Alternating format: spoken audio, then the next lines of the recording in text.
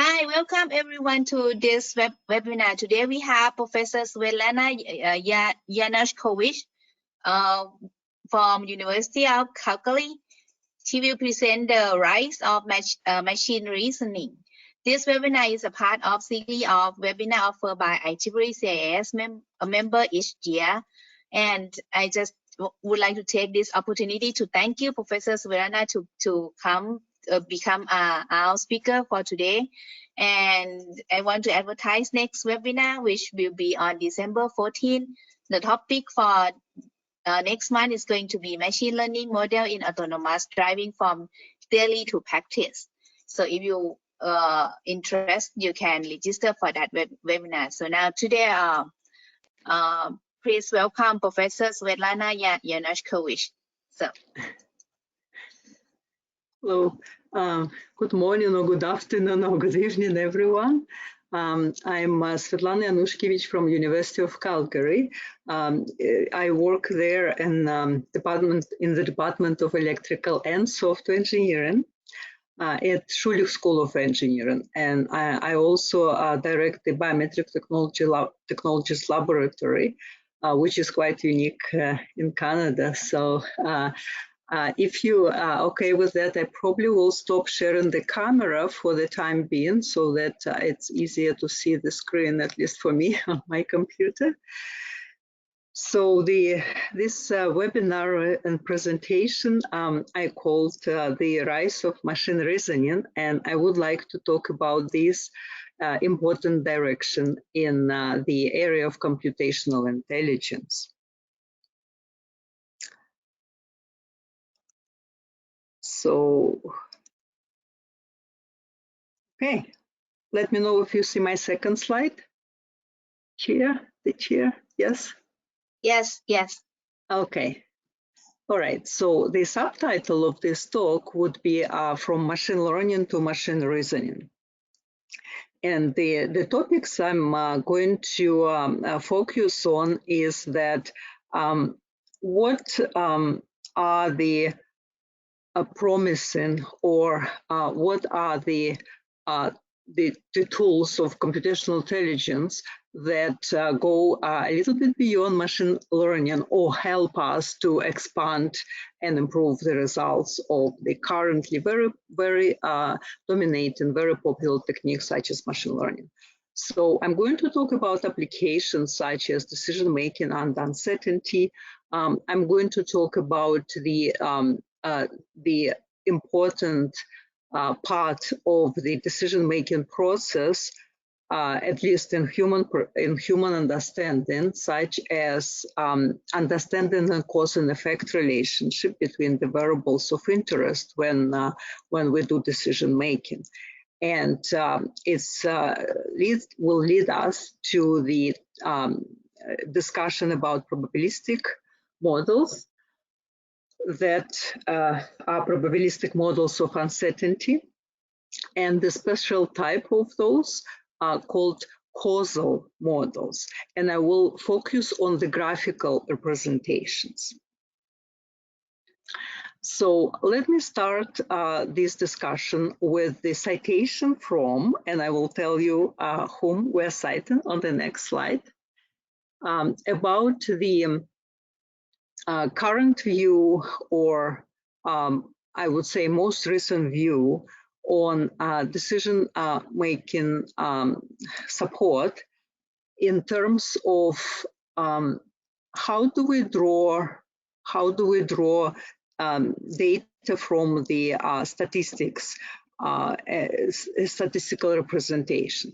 So what you see here is, of course, some information, some data on the screen from the analysis of the data on smoking starting 1900, and how the number of consumption of the cigarettes changes over years, and the last year analyzed here in this slide was 2010. And we definitely see that disease such as lung and bronchus cancer is somewhat correlated data with that when the consumption the consumption declined, so the lung and bronchus cancer. And from human perspective, we can visually see the correlation between those statistical representations. So until recently, the very powerful technique that computational intelligence used for for analysis was so-called randomized controlled trial, RST, and you see that definition on the side, that takes correlation. However, it's also tried to establish causality between variables. In this case, the type of analysis that is performed here would be called counterfactual analysis. Who is the author of that citation? So here on the screen, you see the famous scientist and researcher and author of multiple books, Dr. Judea Pearl. The photo was taken for Quantum magazine when he was interviewed after receiving the Turing Award. And to my knowledge, Dr. Pearl was one of the first who was looking at the model that would represent the causality. And this approach was called by him evidential reasoning. And it started actually quite some time ago in 1985 with a book by Dr. Pearl called Bayesian networks, a model of self-activated memory for evidential reasoning. Later on, Dr. Pearl also wrote the book of Why, and this became a very famous book that describes the earlier concepts and in more philosophical view. And also a seminal paper published in Communication of the ACM called The 7 Tools of Causal Inference with Reflection on Machine Learning. And for this fundamental work, of course, again, Dr. Judea Pearl was awarded Turing Award in 2011. And his most famous 2 quotes actually reflects on how machine learning could actually be on one side separated, but on the other side complemented by the new direction that he proposed called machine reasoning. So the first citation is quite famous. It says, all the impressive achievements of the deep learning as we currently see, it's still the curve fitting, meaning the adjustment of the data to the model, the adjustment of parameter to create the model of the data. And the application, of course, we're talking about is pattern recognition. And in this talk, this is the important point to show that there is a difference between machine learning and the next step on the horizon of the computational intelligence called machine reasoning. It's, again, on one side, it's a step above. It's the application to the decision at the system level. And on the other side, as you will see in a recent couple of years, the famous researchers in the area of machine learning, they're turning their attention to this part, to machine reasoning. And another very famous phrase Dr. Pearl said is, to build truly intelligent machine, we have to teach them cause and effect. So the cause and effect is actually the main feature of the models we will be talking today about.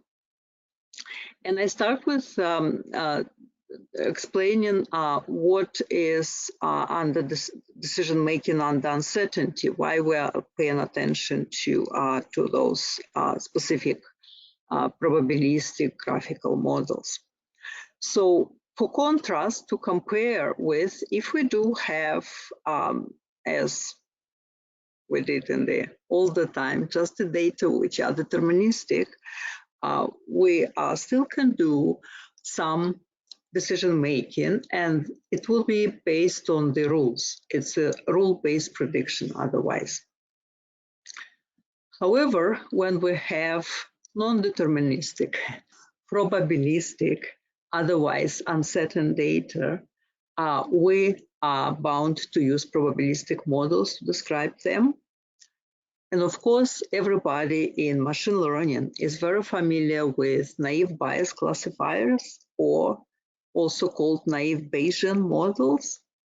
And everybody is familiar with this from the classical book, Pattern Classification by Judea Pearl, and recent edition with Stork, that it's basically hypothesis-based classification.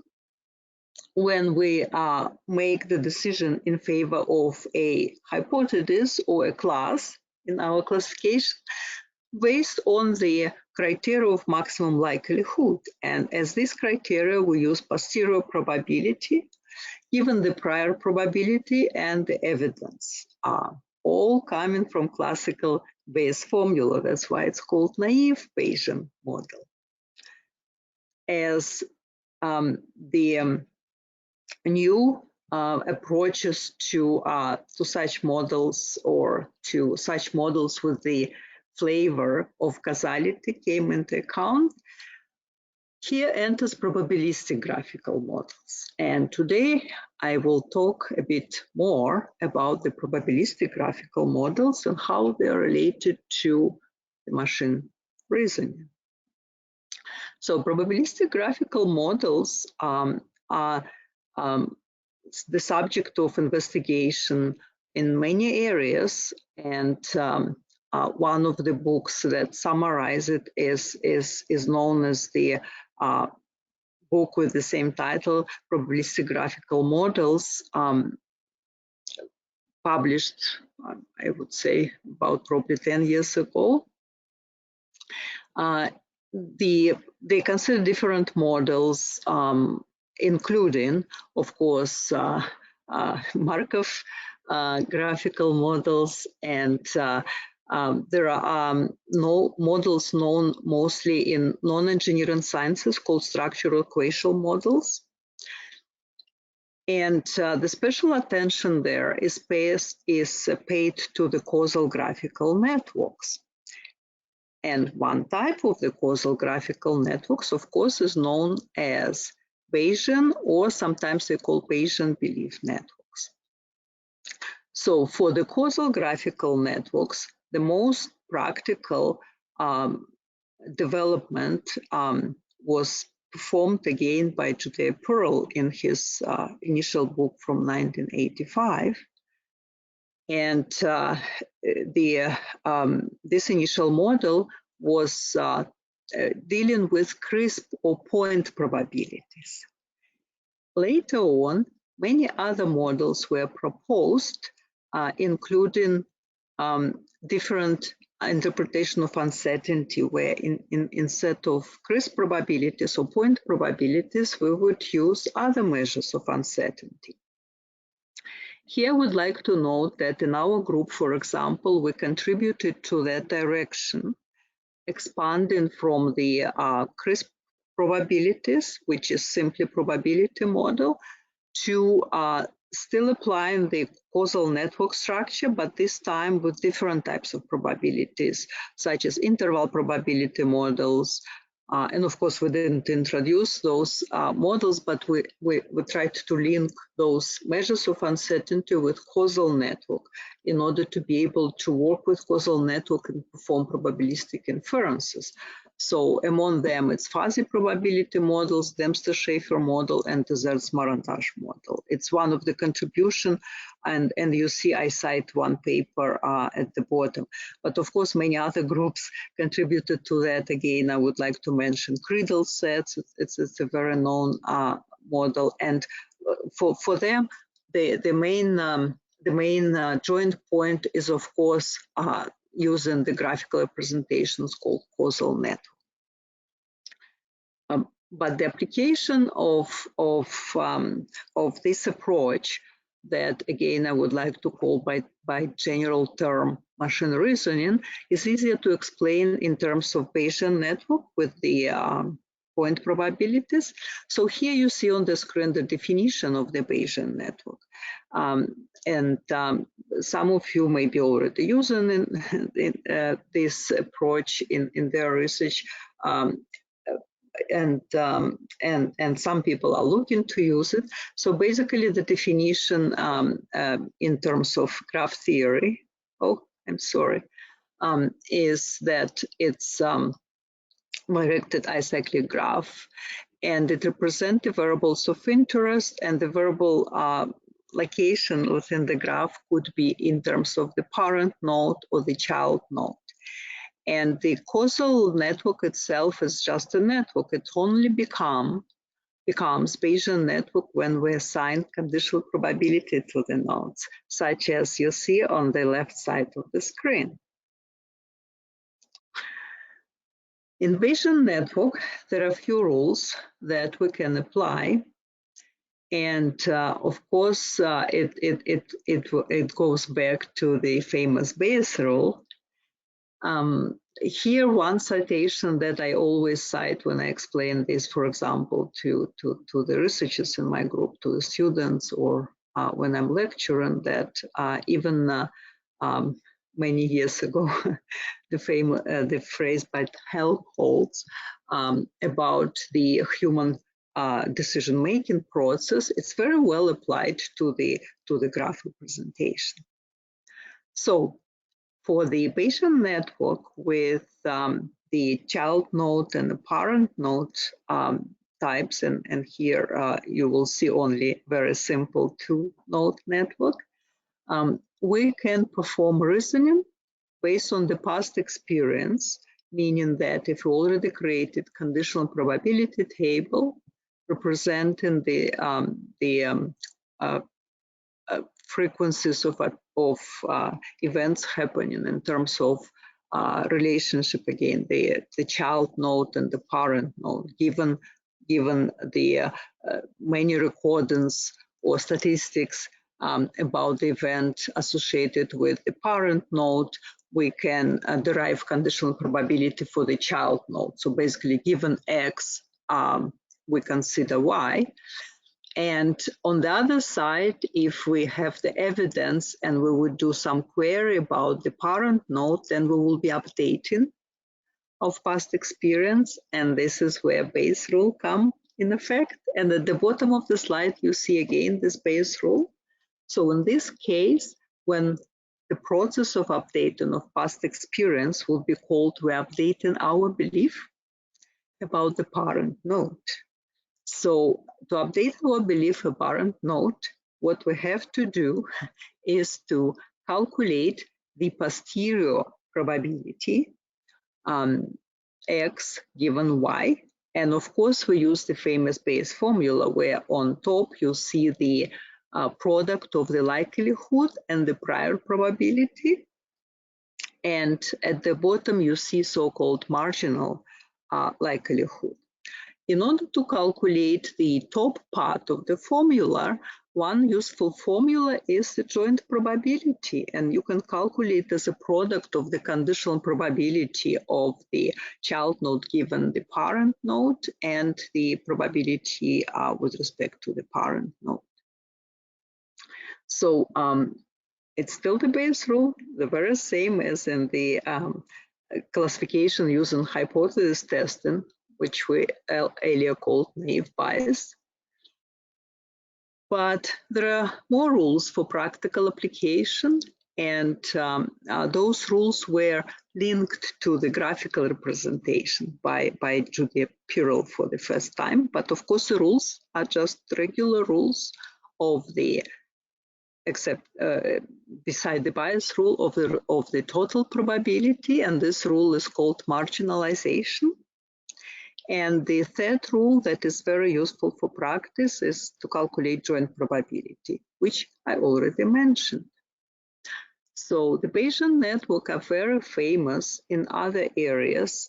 So here today we're talking about engineering, but they're very often used in medicine or in for example, epidemiology.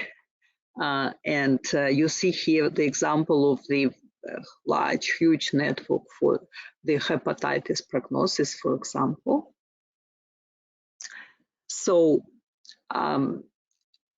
if we would like to give a good example of application, again, it will be that medical diagnostics, where our prediction model based on, for example, the Bayesian network can be the central in the system that would perform medical diagnostics. So one of the advantages of the Bayesian network is that it can also combine heterogeneous data. For example, not only some measured values, such as, for example, the number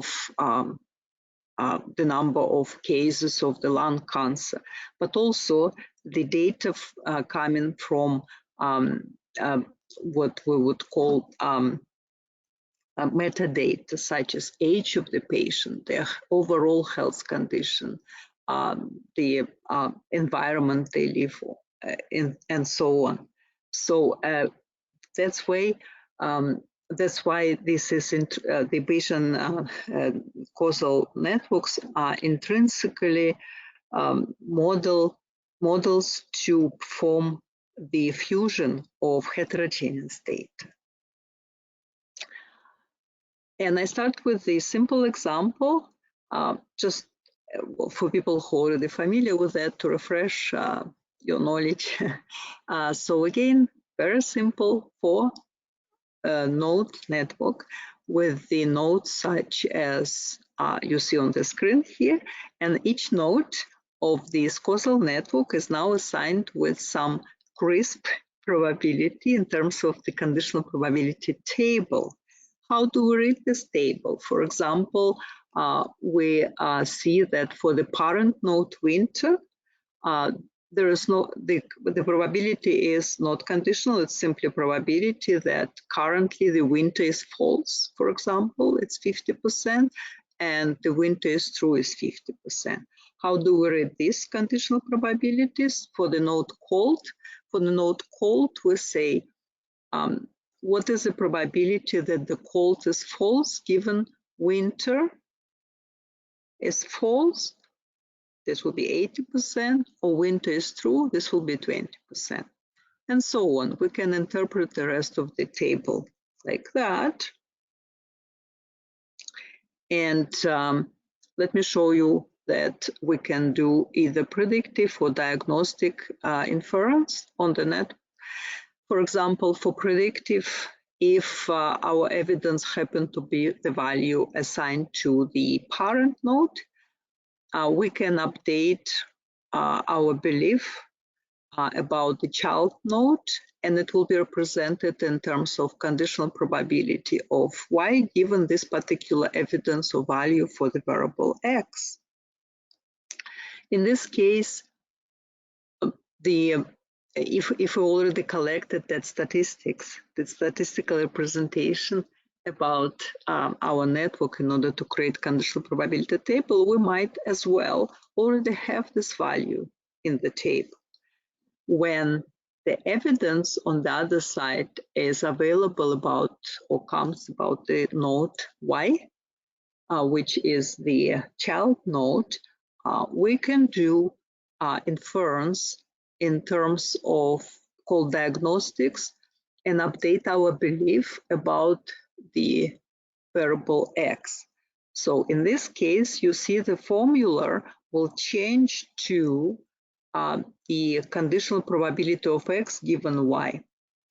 So this probability does not exist in the original conditional probability tables. So in order to calculate this belief, given the evidence for the child node, we have to apply Bayesian formula, and this is what you see on the right side of that slide. So one on the left side for predictive diagnostics, we have to just look up at the conditional probability table. On the other side, when we perform the diagnostics with respect to, given the evidence for the child node, we have to apply the Bayes formula, and this formula is written at the right side at the bottom. All right, one more example, because again, this material may be familiar to many of you, but for the 4 nodes instead of 2 nodes, if we look at the evidence given for the apparent node such as winter, and this is the root node in this case, and we want to find the belief that influence is true, all we have to do is we already have this conditional probability here, right?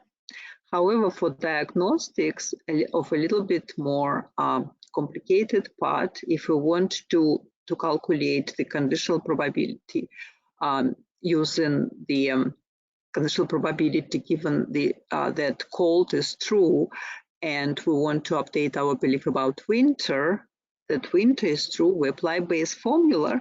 But to calculate the components, we have to apply, we have to do a little bit more calculations, and this is when the rule of total probability, one of the rules I mentioned previously, is required, right? So at the bottom of the right part, you see that we have to calculate the bottom part known as probability of cold being true. And for that, we have to use this kind of rule to marginalize the variable that is not that is winter here, in order to calculate the total probability for the cold given being true. And so in questions such as, given the evidence for the parent node, find the belief or update the belief about the well, kind of like the not intermediately connected child node, but the second degree child. So we have to update the belief for the fever, for example, being true. In this case, we may need to apply the total probability formula, which in this case will become the joint probability rule. And the formula is provided here at the bottom. So every time, depending on what kind of evidence and about what node is given, we're going to apply the specific formula. And it's very much dependent on the location of the node in the network. So that's the well, the beauty of the concept, that the network preserve the cause and effect between, preserve the structure or the notice of the cause and effect between variables, and we still have to apply our probability rules, conditional probability, Bayes formula, and we'll come up with the decision required for the question of interest. We can also evaluate scenarios, and here I pose this scenario. For example, given the evidence the person has called, update the belief about winter. Is it winter true or false? And I specifically show on that slide the example from the one of the Python libraries called Python, and this is nice tool, open tool developed by researchers in order to do implementations for the Bayesian networks and be able to do those calculations that we just considered. So if you're not yet familiar with the diagram, I do recommend that it's very useful tool to work your way through. At least familiarize yourself with how calculations are done on Bayesian network. And you see here the screenshot of how actually this is created in diagram.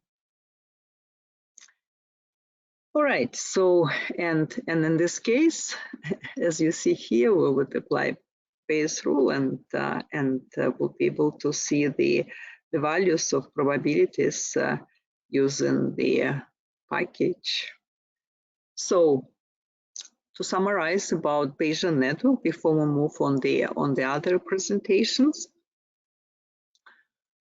in terms of probability and statistic theory, basically what the Bayesian network would represent to us is its joint distribution of the variables of interest in a structured form in using graph-based representation. And this understanding that we are representing those multiple heterogeneous variables using the model that at the same time reflects or show us this joint distribution. And the other assumption is that the variables in the network are independent. On one side, it seems to be a big restriction, but on the other side, it allows us to capture this joint distribution using the so-called chain rule, which you see at the bottom here, that this joint probability representing the joint distribution of the variables x1, x2, and so on, xn, involved in the Bayesian network with n nodes will be always the product of these probabilities of those independent variables and the product of conditional probabilities that represent relationship between those variables. And those are cause and effect relationship, which are exactly reflected by the structure of the network. So again, if you go there and you see you want to apply that chain rule, and the chain rule was the name given to that rule by Judea Pearl, so you can apply chain rule to evaluate scenarios such as, in this case, the scenario says, what is the probability that in no winter season a person has both influenza and cold and no fever? So this question is not really about updating the probability, it's just asking about the joint probability. And we can apply the chain rule, which will include the calculation of the joint probability of all these independent variables given their specific values.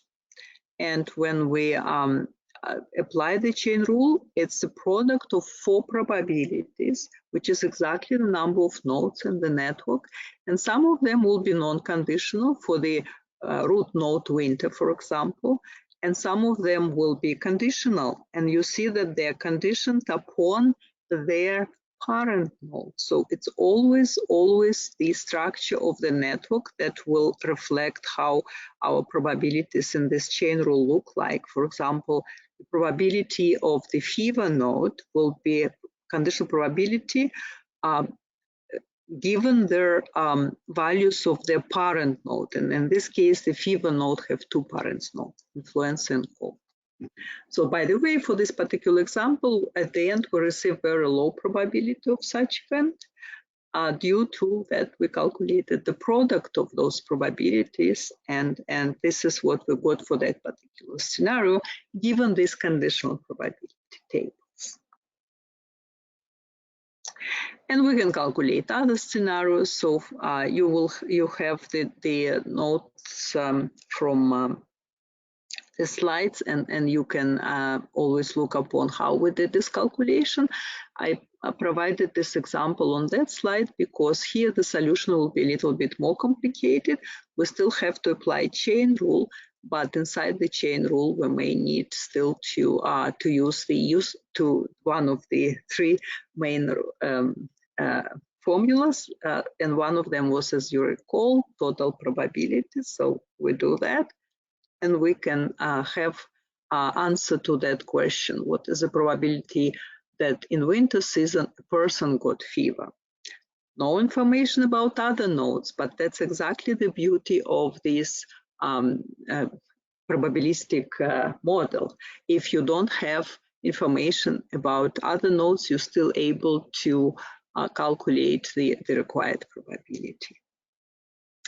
All right, so I'm coming back to the same slide and different models of uncertainty as you've seen. I just want to mention here that all the mathematics here is not restricted only to the crisp probabilities, called here simple probability model, but we can use another ones. So I'm not going to give the details with the formula of all of those, but just to show you the difference, here is the network with 4 nodes. The network is an example of one of the toy examples we designed for one of our papers on biometric. And here we talk about identification of people related to biometric applications, of course. And this is the network that represents the scanning of the ID card, for example, and the representation of the identification information in terms of the source reliability of this document and ID information credibility. And identification scan would represent, for example, scanning of your biometric passport with your biometric data recorded on that. Anyways, what is important is that on one side, you see here the representation of this network with 2 root nodes, one child node that have 2 parent nodes and another child node C that also have 2 parent nodes. That's why the tables look like that on the left side, the left set of tables.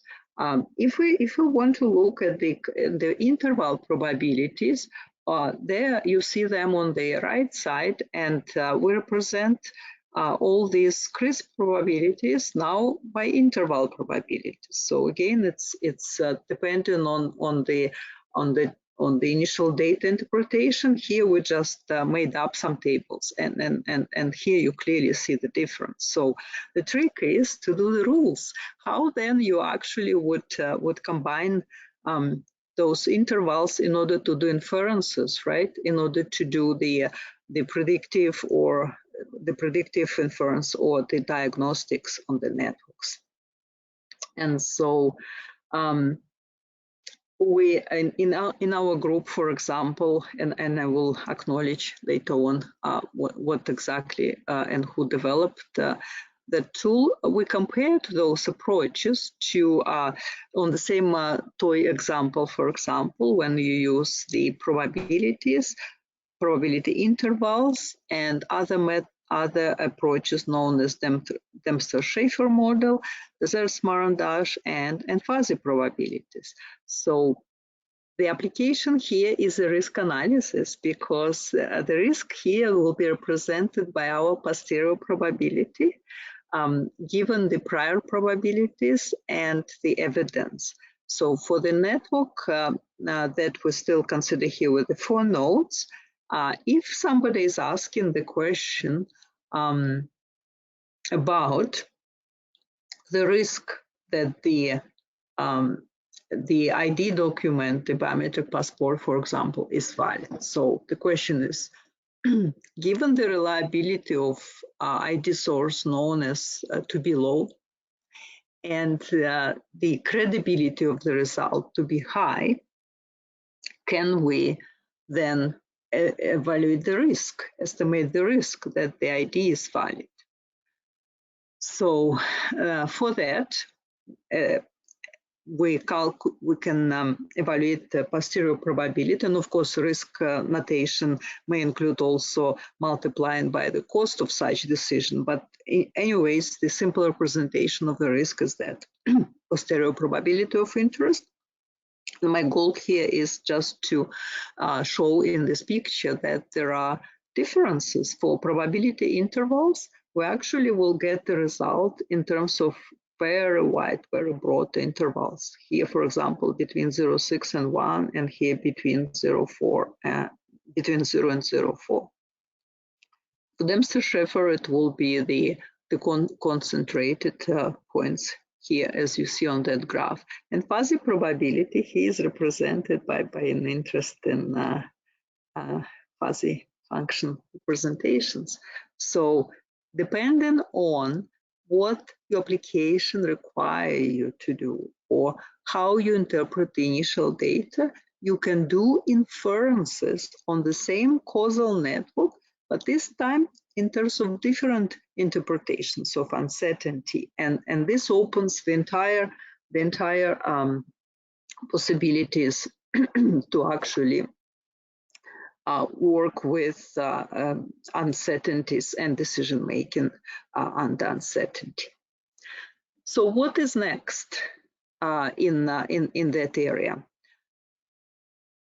Very recent papers from 2019 and 2020 indicate that people start using the idea of Bayesian network to perform more deep analysis of the classifiers or machine learning approaches. So as you see in this paper published on arXiv, a preprint by the authors from Caspian Learning in UK company, they actually what they did here is they look at the Bayesian network, how to apply them in terms of again system level decision making with the application to the what they call stress testing of the model.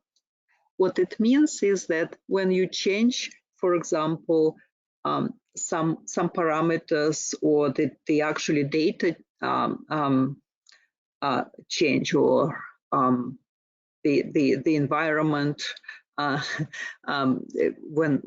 the data were taken as changes completely, some classifiers may not perform as under normal conditions. So that's called that's hence the title stress testing. So they were trying to compare the different classifiers in terms of the pattern recognition pipeline, right? All the steps that you do, such as feature extraction and then applying the classifier or your machine learning model, and you can actually compare those in terms of the classification hierarchy, but the underlying model for such comparison would be Bayesian network. This already shows that you try to evaluate the performance of your machine learning techniques using machine reasoning, and in this case, causal graphical models such as Bayesian network. The other paper by the authors, and you can recognize it also was printed very, very recently in February 2021 on preprint. But of course, the group led by Joshua Bengio here already attempted this approach to combine or to take advantages of both worlds, machine learning and machine reasoning.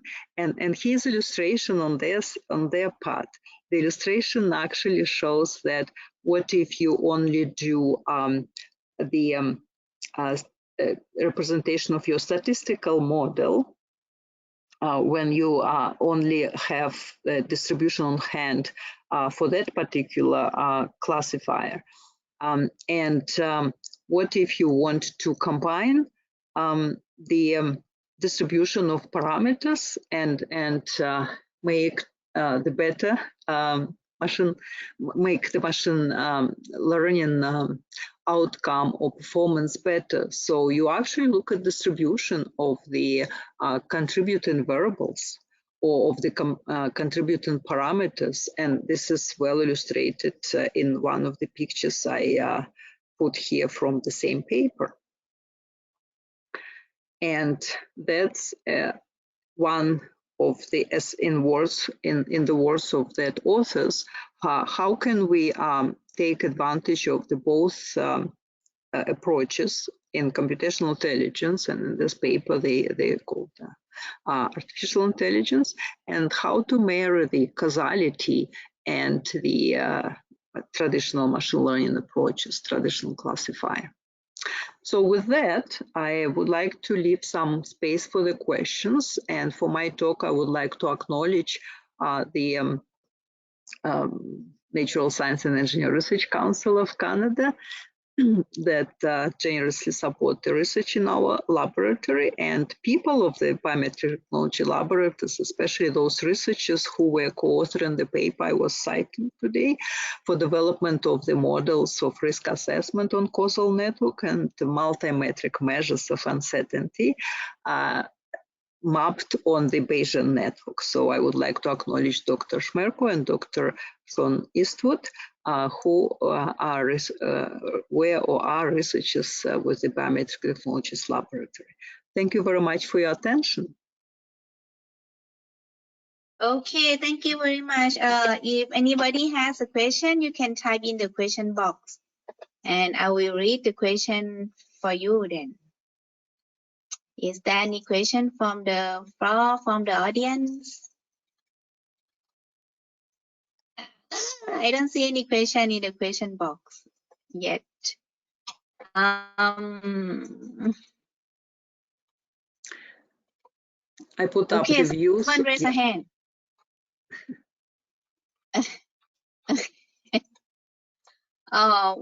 Warrior Fansana, do you have any question?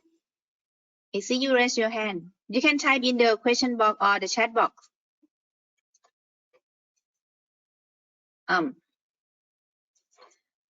Yes. Okay, what is the question? You just type your question in the question box and I'll read it for you then. Because the system won't allow the audience to ask, so sorry.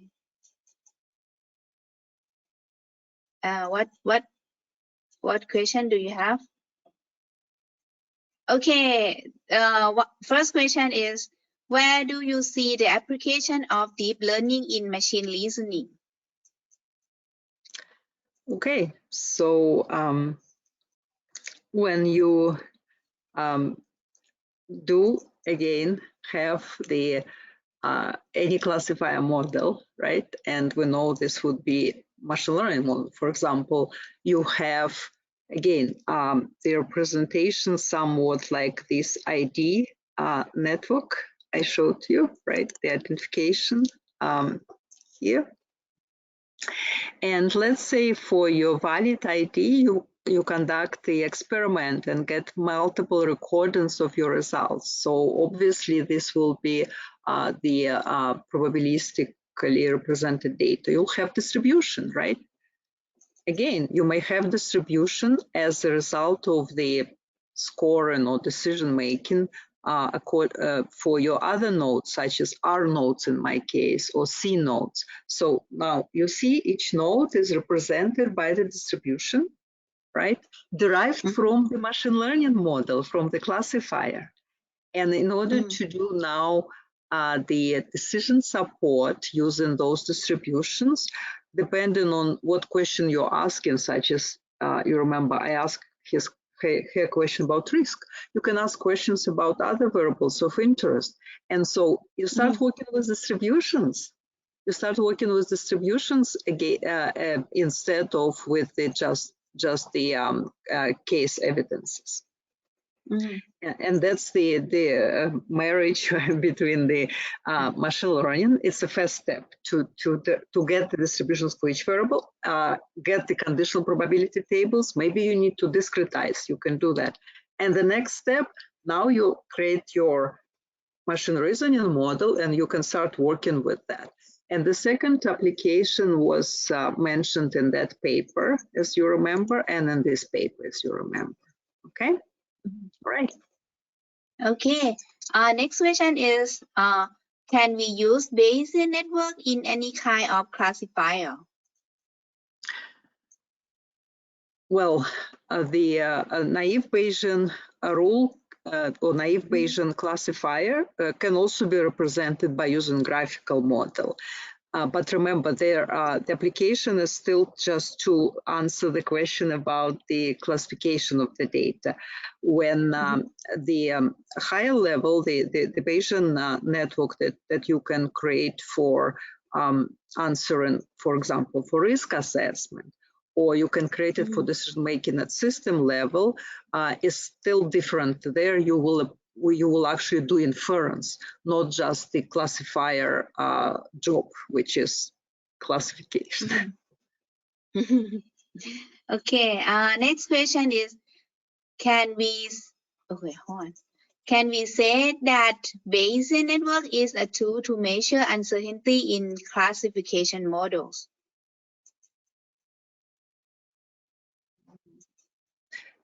Can you once again read the question, please?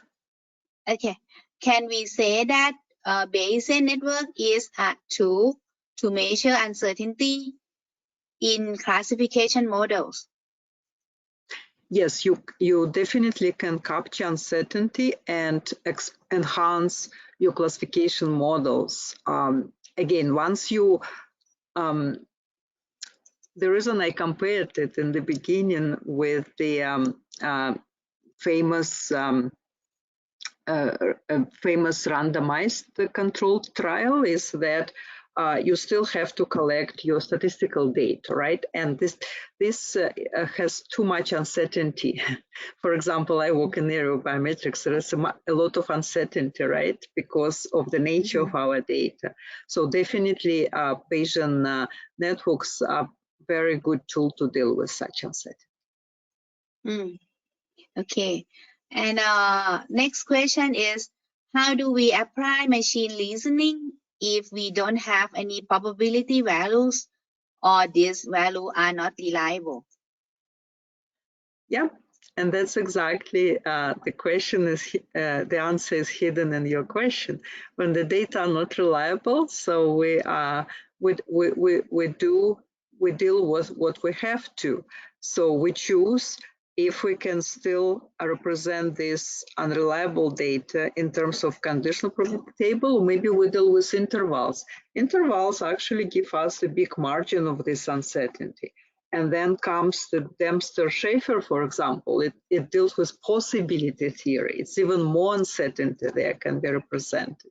So yes, this model is very robust in terms of a lot of uncertainty. Even if you don't have much data, like you say, you know that for machine learning you have to, the more data the better sometimes. Of course, we have the problem of overfitting, but that's the secondary. But in case of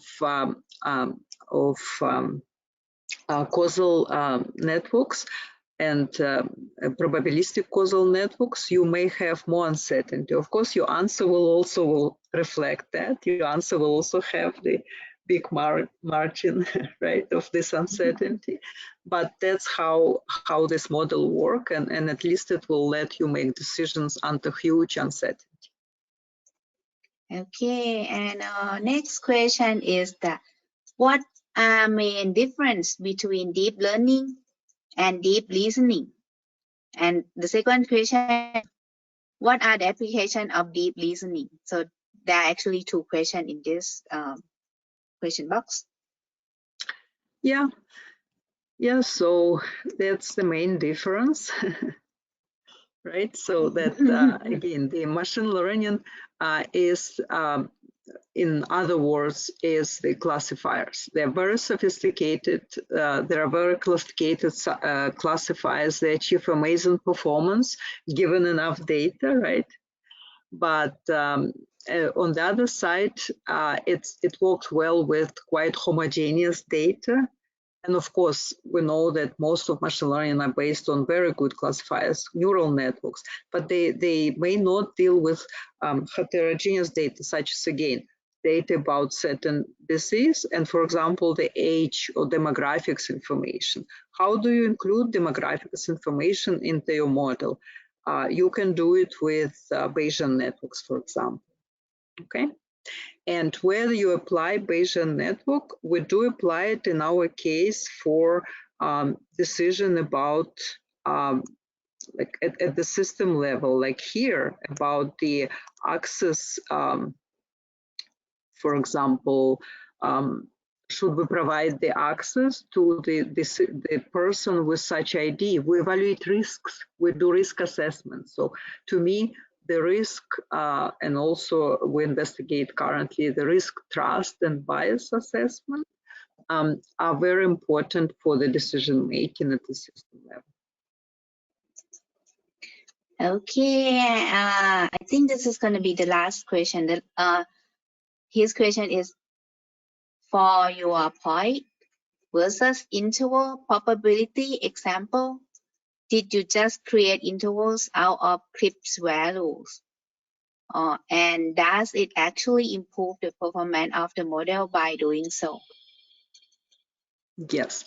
For that toy example that you see on the screen now, of course, we made up this example, right? For example, we expanded the CRISP probabilities given certain margin there.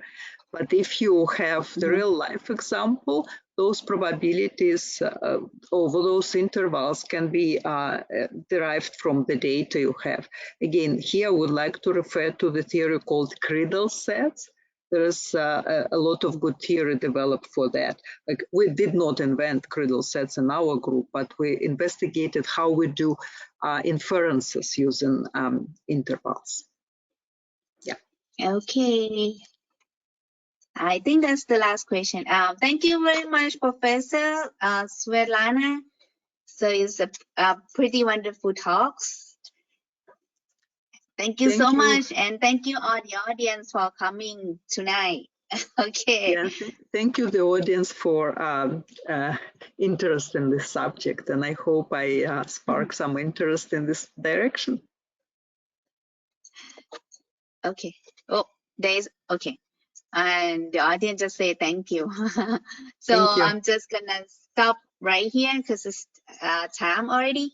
Thank you so much, Professor. Thank you. Good night. Take Bye. care.